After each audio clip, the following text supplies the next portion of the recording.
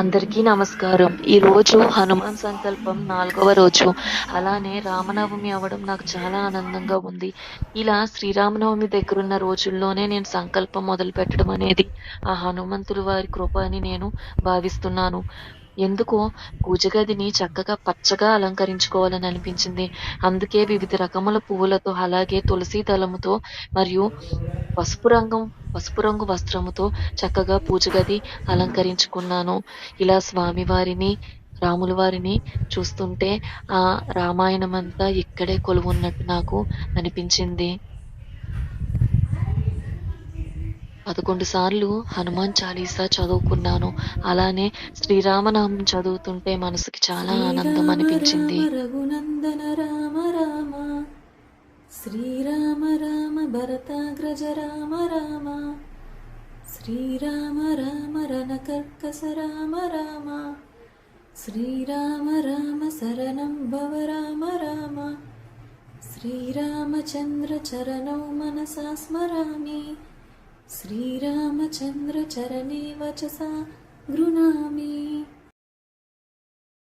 స్వామివారికి నైవేద్యంగా పానకం, వడపప్పు, పులిహార, చలిమిడి సమర్పించాను. అలానే ఎప్పుడూ సంవత్సరంలాగా చక్కగా పిల్లల్ని రాములు వారిలా తయారు చేశాను.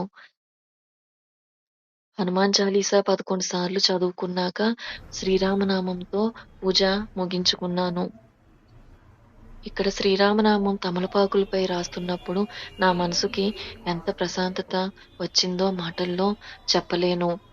అలానే ఇంట్లో ఆ సానుకూలత కలిగినప్పుడు చాలా ఆనందం అనిపించింది. దేవుడు మనకి మానవ జన్మ ఇచ్చింది కేవలం మంచి మాటలు పలకడానికే మాత్రమే. అలానే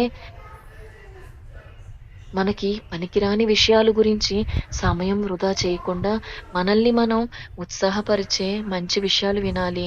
ఇక్కడ మంచి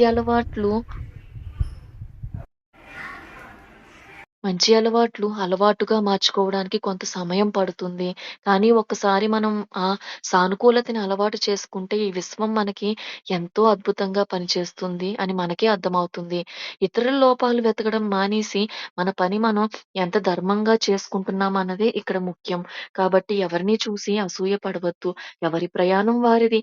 ఎన్ని పూజలు చేసుకున్నా చివరికి మనసు మాత్రం అసూయ, కుతంత్రాలతో ఉంటే ఆ దైవం కూడా క్షమించదు. ఈ లోకంలో ఏదీ శాశ్వతం కాదు. ఉన్నంత కాలం ధర్మంగా ఉందాము. నా ఈ ఛానల్ మీకు ఉపయోగకరంగా అనిపిస్తే చేసుకోగలరు. మీ మద్దతు నాకు మరిన్ని మంచి విషయాలు పంచుకోవడానికి శక్తిని ఇస్తుంది.